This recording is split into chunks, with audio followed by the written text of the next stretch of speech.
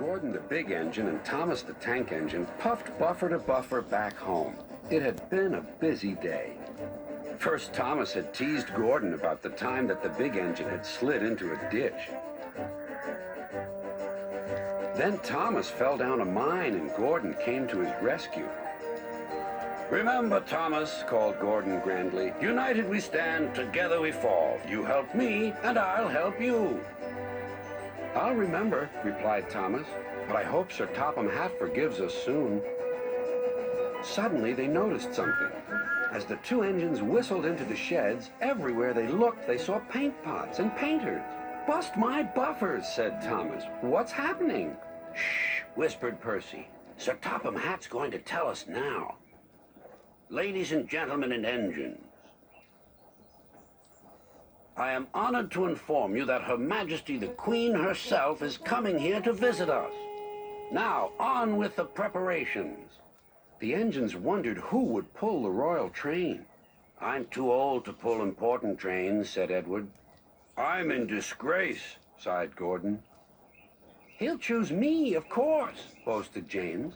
"You," snorted Henry, "you can't climb hills." "He will ask me to pull the train, and I'll have a new coat of paint." Then the rain came. Henry's driver and fireman covered up their cab to keep dry.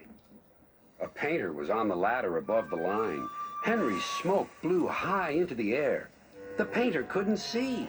Both he and the paint pot fell all over Henry.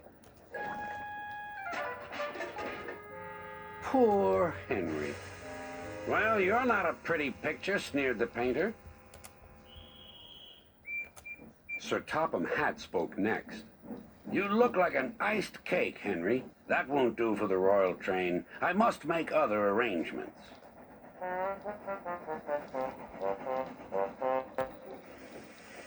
Gordon and Thomas were waiting for him. Please, sir. One at a time," replied Sir Topham Hatt. "Yes, Gordon? May Thomas have his branch line again?" "I think you are both sorry and deserve a treat. Edward will go in front to clear the line. Thomas will look after the coaches, and Gordon will pull the train."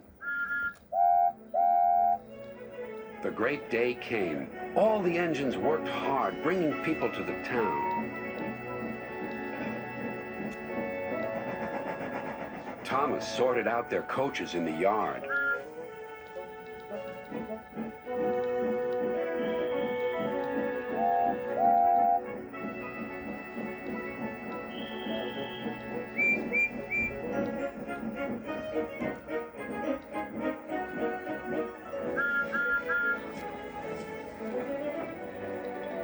Edward steamed in. "Beep! The Queen is here!" Then Gordon whistled as he approached the station. Everyone knew that sound. The Queen's train glided into the station. Gordon was spotless and his brass shone brightly.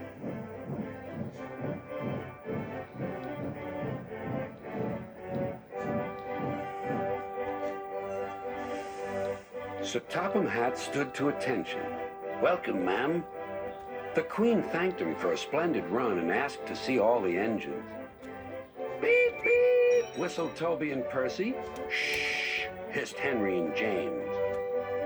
But Toby and Percy didn't care. "3 cheers for the Queen!" "Beep, beep," whistled the engines. When it was time to leave, the Queen spoke specially to Thomas, who fetched her coaches. Then to Edward, and finally to Gordon, who took her away. No engines ever felt prouder than those on Sir Topham Hatt's railway.